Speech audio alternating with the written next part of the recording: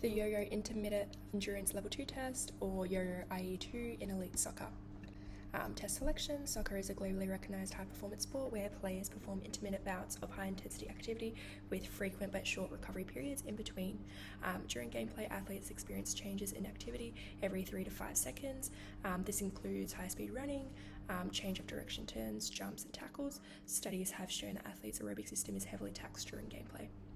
The Yo-Yo IE2 test was selected due to its high levels of similarity to gameplay and its high prevalence in many high-performance soccer clubs as a fitness testing tool. The test assesses athletes' aerobic capacity and is a low cost to conduct, allowing it to be repeated easily when needed.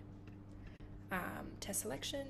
Fitness tests for the elite level must have the ability to test and retest with high reproducibility and concurrent and construct validity. Concurrent validity is the ability to correlate athletes' test results and their physical performance during matches. Multiple studies have analysed the Yo-Yo IE2 test at the elite level and concluded a large correlation between test performance, total distance, high-intensity running, and heart rate during gameplay. Construct validity is the ability to easily distinguish test results between various population groups, for example, between the elite athletes and the sub-elite athletes. A study analysed the results of the Yo-Yo IE2 test between multiple teams at different competitive levels. The results of the comparison showed a higher test scores for the elite athletes when compared to the sub-elite athletes, proving this validity. Reliability of the Yo-Yo IE2 test is essential as it helps researchers and coaches to determine the level of significance in the athlete's results and minimize risk of error. Test reliability also ensures a low chance of changes to athlete test results to be due to random test variation. Previous studies have shown the Yo-Yo IE2 test to have a good to excellent level of test reliability when trialled amongst elite athletes. Test setup. To ensure calibration of the Yo-Yo IE2 test, a set protocol must be followed. This limits the risk of error or variation in test results when retesting occurs. The test should always be conducted during the same time of day in the same environment, for example 11 a.m. outdoors on a soccer pitch. Players should be prepared with non-slip shoes suitable for the environment they're conducting the yo-yo test on. The test will require cones to be marked to mark out the distance, a measuring tape or wheel to ensure correct distance. The audio should be played through a speaker to ensure all athletes can hear, and coaches or other helpers to score the test. Yo-Yo IE2 test is a maximal test, meaning athletes need to be prepared before participating to ensure their full potential. In the weeks leading up to the test, elite soccer players participating in their normal training routine will allow their bodies to be prepared. On the day of the test, an athlete is recommended to start with 5 to 10 minutes of light to moderate aerobic exercise, for example a jog, then go into some dynamic stretching, particularly of the lower extremities, and if the athlete is not yet familiarised with the yo-yo test, a minimum of 2 run-throughs should be done before starting. This could also be counted as their warm-up. The athlete should also be rested for at least 15 minutes before participating in the test. So this is a diagram of the test. The test is set out on a field using cones to mark each distance. There are 3 lines of cones, cone A, B and C. A and B are 2.5 metres apart, and this is the recovery area. The cones B and C are 20 metres apart, and this is the sprint area. The test to be conducted will last 6 to 25 minutes, where the athlete will perform repeated 20-minute shuttle runs, gradually increasing the speeds. The audio, as mentioned previously, will dictate when the athlete should be behind the cones and when they should run again. Players are required to make each checkpoint throughout the test to continue, otherwise once given 2 warnings of not making the checkpoints, they will be pulled from the test and their final correctly completed run is their score. The test will start at 11.5 kilometres per hour and will increase by 1 kilometre per hour every 80 minutes for the first 280 metres, then increase by 0.25 kilometres per hour each stage thereafter. The maximum speed that can be reached is 21 kilometres per hour, and the maximum distance is 4,320 metres. The next slide. The Yo-Yo IE2 test is one of the 6 versions of the yo-yo test, with this one made particularly for the higher trained athletes. For maximum validity and reliability of the test, all protocols mentioned previously must be followed each time. The test is conducted and a scoring sheet must be completed to track each athlete's results. There is also multiple reasons why an athlete will be pulled from the test. These include an athlete does not come to a complete stop before starting the next shuttle run, they start before the signal, they do not reach either line before the signal, or they turn before reaching the 20-meter mark. Ensuring each athlete follows the rules will provide minimal variation in results and will allow them to continue the test until they are actually fatigued. Heart rate monitors can also be used as an additional method to analyse physical capacity performance. An automated heart monitor placed around the athlete's chest for continuous recording is recommended.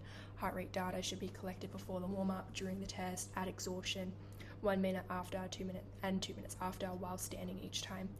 It is well known that the lower the heart rate during exercise is a greater indication of aerobic fitness level. This can identify training adaptations of the athlete and their match activity. Scoring of the test. A scoring sheet can be accessed from the internet. It is designed to be able to track the progress of an individual or a group.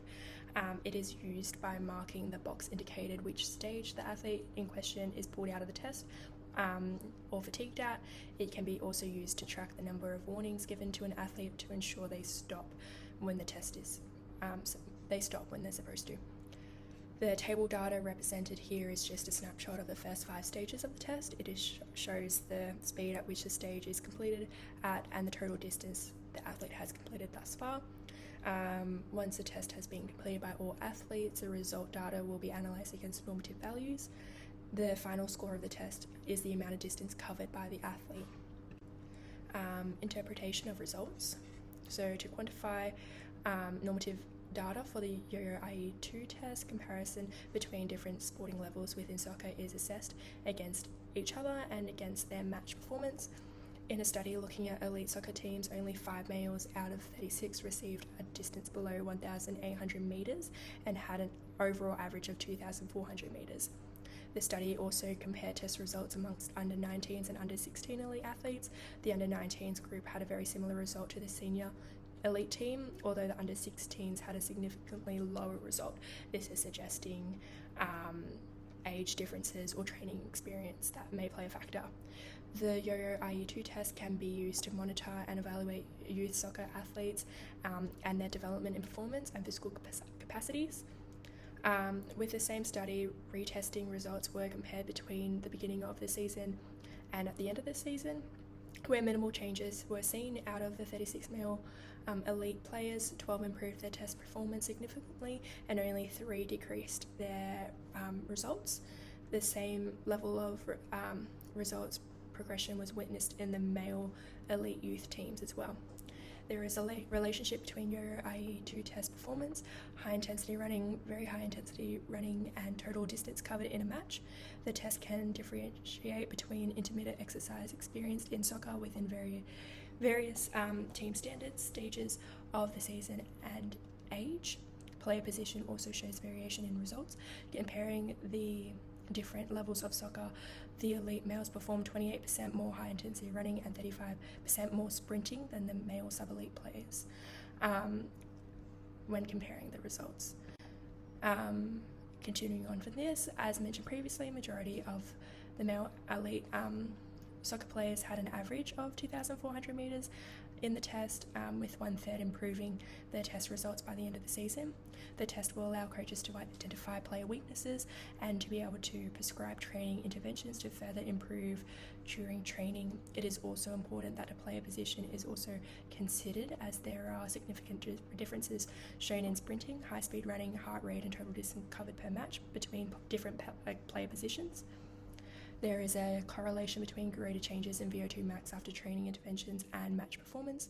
Resting heart rate of the Yo-Yo IE2 test can help determine and monitor these physical capacity changes in athletes to predict and determine changes. Another study observed a high correlation between test performance to running performance in matches, and changes to